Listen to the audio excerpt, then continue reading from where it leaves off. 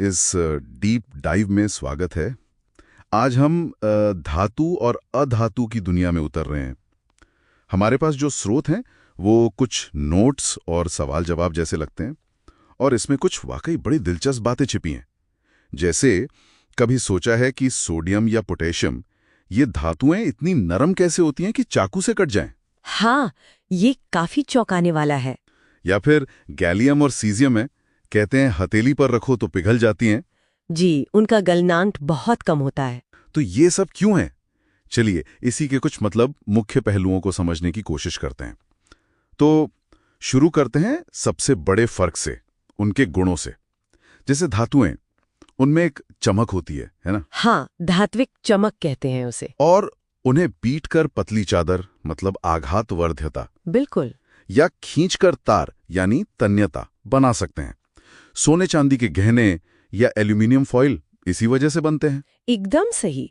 ये गुण उन्हें आकार देने में मदद करते हैं, और ये बिजली और गर्मी के अच्छे सुचालक भी होते हैं। सोचिए, कॉपर के तारों के बिना होती, वो भंगुर होती है। भंगुर मतलब चोट मारने पर टूट जाती हैं। हाँ बिल्कुल, और ज्यादातर बिजली और गर्मी की कुचालक होती हैं। लेकिन एक मजेदार अपवाद है यहाँ, ग्रेफाइट। हाँ, ग्रेफाइट है तो कार्बन का रूप यानी अधातु, पर बिजली का सुचालक है। ये थोड़ा अजीब नहीं है? है तो अजीब, पर इसकी वजह उसकी संरचना है। ग्रेफाइट में कुछ इलेक्ट्रॉन्स थोड़े फ्री होते हैं घूमने के लिए। अच्छा। वही उसे सुचालक बना देते हैं, जबकि हीरे में जो कार्बन ही है, ऐसा नहीं होता। तो ये दिखाता है कि हमेशा अपवाद होते हैं। समझ गया। अच्छा, अब थोड़ा इनके रासायनिक व्यवहार पर आते हैं। मैंने पढ़ा कि धातुएं जब ऑक्सीजन से मिलती हैं तो उनके ऑक्साइड्स अक्सर क्षारीय यानी बेसिक होते हैं। हाँ, सामान्यतः ऐसा ही होता है। और अधातुओं के ऑक्साइड्स? वो अम्लीय या उदासीन। जी, वो अम्लीय या उदासीन होते हैं। जैसे कार्बन डाइऑक्साइड अम्लीय है, पानी उदासीन। और कुछ ऑक्साइड्स तो दोनों तरह का व्यवहार दिखाते हैं, जैसे एल्यूमिनियम या जिंक ऑक्साइड। हाँ, उन्हें उभयधर्मी यानी एम्फिटेरिक ऑक्साइड कहते हैं। वो अम्ल और क्षार दोनों से अभिक्रिया कर सकते हैं। ये गुणधर्म ही तय करते हैं कि ये तत्व दूसरे रसायनों से कैसे रिएक्ट करेंगे। और ये अभिक्रियाशीलता वाली बात, ये भी काफी रोचक लगी। स्रोतों में एक वो सक्रियता श्रेणी का जिक्र है। हाँ, रिएक्टिविटी सीरीज बहुत जरूरी है। वो बताती है कौन सी धातु कितनी ज्यादा रिएक्टिव है। शायद इसीलिए सोडियम पोटेशियम को केरोसिन में रखते हैं, हवा से बचाने के लिए। एकदम सही पकड़ा। वो हवा और पानी से इतनी तेजी से रिएक्ट करते हैं कि आग भी पकड़ सकते हैं। बाप रे। हाँ, और इसी श्रेणी से पता चलता है कि क्यों ज्यादा रिएक्टिव धातु, जैसे मान लीजिए जिंक, कम रिएक्टिव धातु जैसे लोहे को उसके सॉल्यूशन से हटा सकती है, विस्थापित कर सकती है। अच्छा, ये वो विस्थापन अभिक्रिया हुई। जी, या फिर क्यों कुछ धातुएं एसिड से हाइड्रोजन गैस निकाल सकती हैं, जैसे मैग्नीशियम या कैल्शियम, और कुछ नहीं निकाल पाती, जैसे कॉपर या सिल्वर। तो ये सब उनकी रिएक्टिविटी पर निर्भर करता है। बिल्कुल। और इसी रिएक्टिविटी का एक नतीजा है संक्षारण, जैसे लोहे में जंग लगना। ये तो बहुत आम समस्या है। हाँ, बहुत आम। और इसे रोकने के तरीके भी इसी केमिस्ट्री से जुड़े, जैसे गैल्वेनीकरण। गैल्वेनीकरण वो क्या होता है? उसमें लोहे पर जिंक की एक पतली परत चढ़ा देते हैं। अब जिंक जो है वो लोहे से ज्यादा रिएक्टिव है। अच्छा। तो अगर नमी या हवा का असर होता है तो जिंक पहले रिएक्ट करता है, वो खुद को कुर्बान कर देता है और लोहा बच जाता है। वाह, ये तो बढ़िया तरीका है।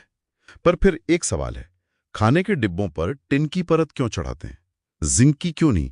जिंक तो शायद सस्ता भी पड़ता होगा। सवाल से अच्छा है।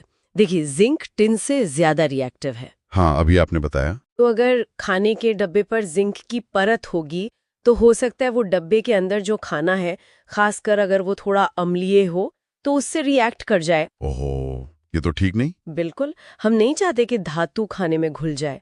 टिन जो है वो काफी कम रिएक्टिव है, इसलिए वो सुरक्षित माना जाता है खाद्य पदार्थों के लिए। समझ गया।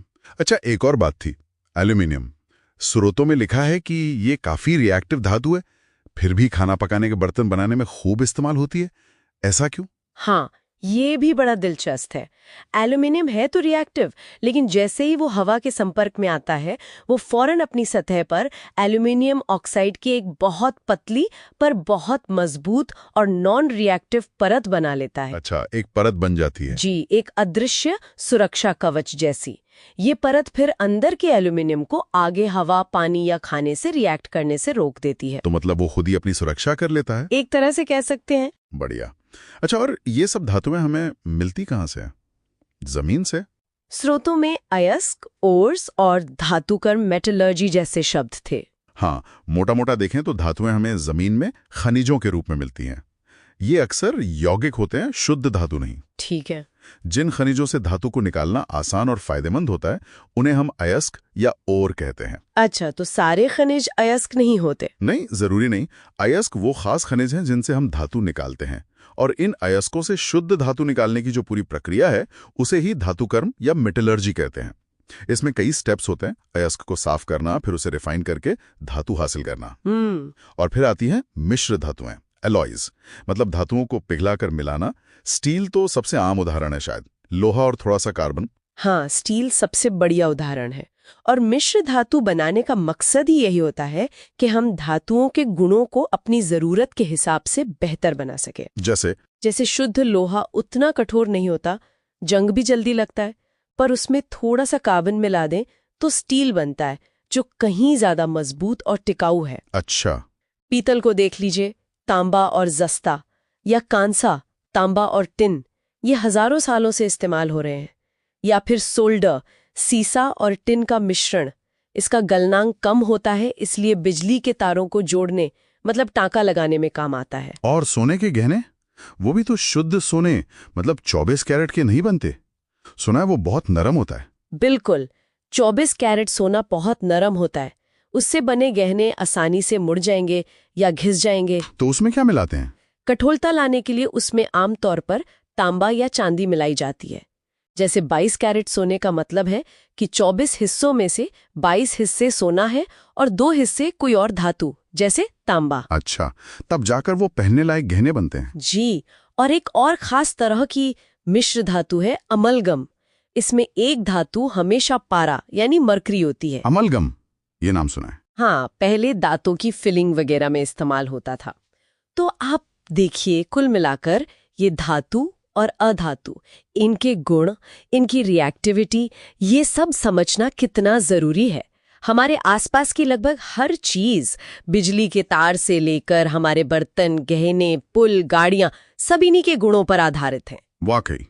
और कुछ बातें तो सच में कमाल की हैं, जैसे वो हथेली पर पिघलने वाली धातु, या चाकू से कटने वाली धातु, या फिर ग्रेफाइट जो अधातु होकर भी बिजली चलाता है।